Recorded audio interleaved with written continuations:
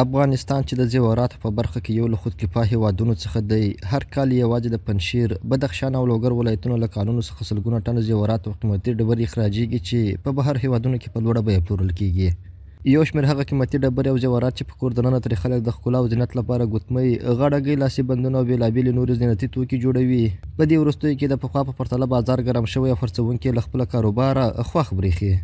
در این اواخر بازار خوبتر را در مزار شریف نه تنها در افغانستان در تمام ولایات رونق بیشتر یافته و همی گردشگرای خارجی را که از این که کمک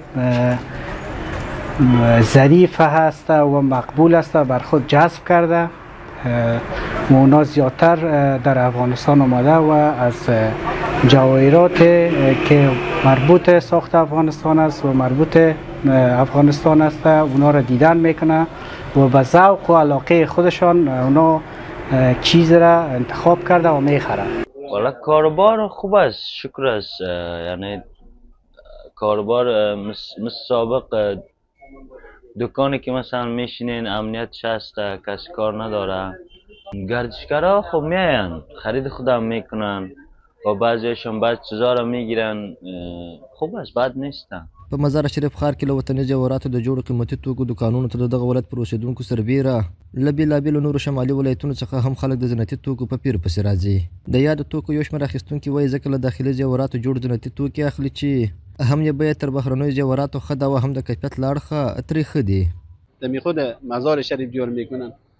بازم این بعض سنگای قیمتی که اصلی های لاجورد است یا دیگه از وطن خود ما و شما چیز میشه، از اونا که اگر استفاده شود خود نور علای نور است. حالا زیادتر از این فیروزه ها این چیزا استفاده میکنن. بهترین فیروزه ها است اینو میگن، به نام مصری میگن، به نام نیشافور میگن. بهترین قیمت های سنگای قیمتی لاجورد میگن یا دیگه دمی وطن ما و شما خیلی زیاد است. باید از این باید استفاده شود. امروز آمدیم که امی زمرات، امی جواهرات وطنی که تولیدات داخلی خود ما و شماست، نماد از فرهنگ خود ما و شماست، از اینا یک دیدن بکنیم و در صورتی که قیمت‌هایش مناسب بود و توانمندی خرید داشته باشیم بعد چیزای برای خود ما خریداری بکنیم. در اینجا آمدیم چیزای بسیار مقبول را دیدیم که واقعا بر ما جالب بود و جذاب. تولیدات داخلی خود ما و شماست، باید از این استفاده شود، همه ما و شما از این استفاده بکنیم تا باشه هم تولیدات داخلی رونق پیدا بکنه و هم در بین مردم رواج شود و یک مد شود. په ورته وخت کې د بلخ ولایت د صنعت او سوداګرۍ ریاست مسؤلین وایي بهر هیوادونو ته په قاچاقي بڼه د قیمتي ډبرو او زیوراتو مخه نیول شوې، ځکه خو یې په کور دننه کاروبار پراختیا پیدا کړې ده. د مسؤلینو په خبره هیواد کې د بشپړ امنیت له وجې بهرنیو هیوادونو څخه د سیلانیانو راتګ هم له قیمتي زیوراتو د جوړ شویو زینتي توکو پر پلور مثبتې اغېزې کړي دي. د قیمتي زیوراتو په باره کې دا ویلی سو چې الحمدلله د دې کاروبار ډېر ښه سوی دی او تولید یې ښه سوی دی، خلک ډېر ځینې خوشحاله دي او همدا لاملونه د دې دا دي چې الحمدلله د قاچاق مخه نیول سوې ده بهر ته، یو دا لوی لامل دی او بل دا چې د بهر څخه ډېر سیلانیان راځي. الحمدلله امنیت په افغانستان کې د اسلامي امارت په راتګ سره تأمین دی، نو سیلانیان راځي هغه دلته دغه شی اخلي او بیا ځان سره وړي.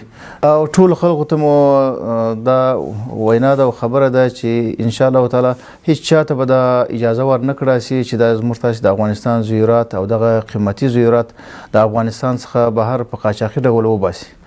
افغانستان کې د زینتي توکو کارول زرګونه کاله تاریخي مخینه لري، خو له تېرو څو لسیزو راهیسې له داخلي قانون څخه زیورات او قیمتي ډبرې بهر هیوادونو ته قاچاقېدلې، دلته یې کاروبار کمرنګه شوی و. خو د اسلامي امارت په راتګ سره چې له هیواده بهر د هر ډول توکو پر قاچاق بندیز لګېدلی، بیرته د نورو برخو ترڅنګ د زینتي توکو کارول هم په خلکو کې یو دود ګرځېدلی دی. امان الله عادل، حریت راډیو، مزار شریف.